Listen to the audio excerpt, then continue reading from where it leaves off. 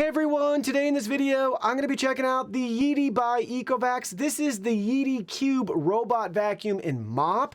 I did receive this sample to check out today, but any opinion expressed in this video is strictly my own. That being said, if you're interested in this product or you want to find out more about it, the link to it will be in the video description. So how does the Cube stack up against the competition? We'll be comparing it not only to the overall averages of over 40 plus vacuums that we've personally tested and reviewed. We'll also be comparing it within Yeedi's own lineup. Specifically, we'll be looking at the ECOVACS samples that we've personally tested. So we'll cover some key metrics here that are good leading indicators to get a feel for its overall performance, quality, and value compared to the competition. So first up, we're looking at max suction power. This is measured in PAs, and the higher, the better usually. So 5,100 PAs, we're right basically at the brand average, but we're still 1,000 PAs over the typical RoboVac average. Next, we have max CFM. Same with this value, the higher, the better. Usually this gives us a nice indicator for its actual deep cleaning abilities.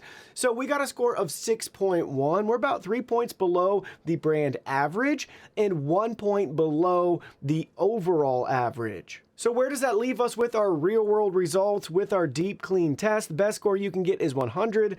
The Cube overachieved in my opinion. We got a score of 90, which is right at the brand average, which is great, and 5 points above the overall average. Next, let's talk about bin capacity. This is measured in milliliters. Don't forget, this does have a self-emptying base, so it's kind of a moot point because it can go back home and empty as needed. But this has a 360 milliliter dustbin. Brand average 385 milliliters, about 25 milliliters below the brand average. And you'll see the overall average 420 milliliters, but again, that is including vacuums that don't have a self-empty bin, so that skews that number higher. Then let's talk about our water tank capacity, also measured in milliliters. So this has a 1,000 milliliter water tank capacity. That's the largest water tank we've seen on a robot vac. So we're about 3 times the average within ECOVACS and Yeedi's lineup because most of those models that we've tested have the ability to have a separate clean water reservoir that refills your vacuum with a smaller tank. Compared to all tested, you'll see we shatter that by about 4 times the average, but again, that includes vacuums that just have basically your mop drip tanks and they don't have any refilling.